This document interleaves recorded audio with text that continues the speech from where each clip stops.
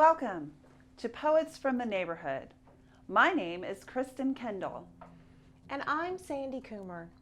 We hope you'll enjoy the poems we'll be reading today. Poems written by your friends and neighbors. The first poem is Beneath the Green by VeerajaR. Every time you flick that light switch, remember those hellish slough ditches, seeping topless coal mounts, slithering poisonous serpents, just to light the city's bright, spell slow death to valley folks' ancestral doorsteps. Turn off the bright chandelier lights, burn a candle for the valley folks' lives. What the Water Brings by S.R. Lee. Ragged grasses of the floodplain catch neighbors' artifacts from receding floodwaters. We find hints of what our upstream neighbors have been doing. Years ago came several strips of orange plastic track for matchbox cars. Some little boy might have left them on his parents' patio. Did their lawn furniture float away, or just the toys? My little son enjoyed the track, for he had none and his cars fit very well. Swooping down a slope of a controlled plastic environment. Someone planted his vegetable garden too close to the creek, possibly for ease of watering. His small carrots with delicate feathery tops lay in our field to the pleasure of the horses. Were those carrots all he lost? Were his other veggies farther up the slope, thus safe? This year, with the fastest, highest flood yet, down the creek came black sports equipment, a coffin-size padded box with straps, perhaps to do with tackling and football practice? We never know what the floods will bring, but the remnants lead to speculation. I wrote the next poem, and it's called Mind Reader. As a child, I thought I could read my mother's mind. In the kitchen, when she cut vegetables for supper, I stood behind her and waited to curl myself into her brain. The sharp knife thudded against the cutting board. She swiped a tendril of hair from her face, held the pad of her palm against her forehead a second too long, and I was in.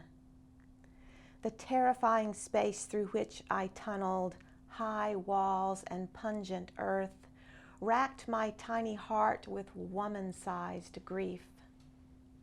I buckled under its weight, its holiness boiling the audacity out of me.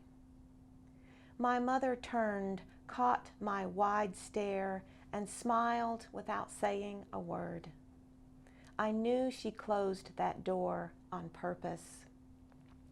She let me in only as far as either of us could bear. Zoo by Susie Margaret Ross. So-called natural habitats are all the rage now. But is the rage outside their confines or within?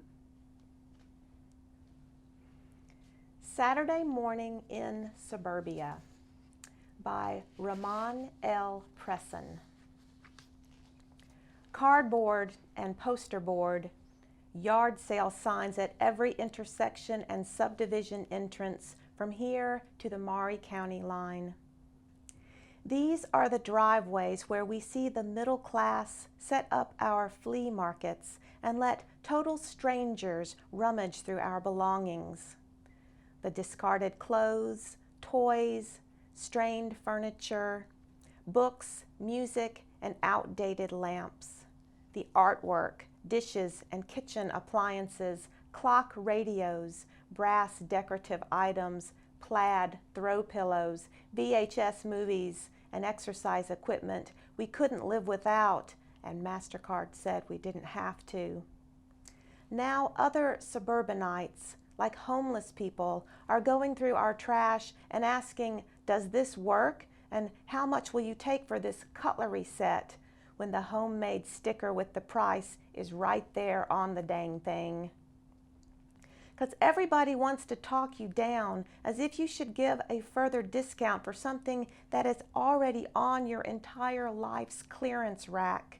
And you want to say, heck, just take it. Because you know she doesn't want it that bad. But she's addicted to mediocrity like everyone else.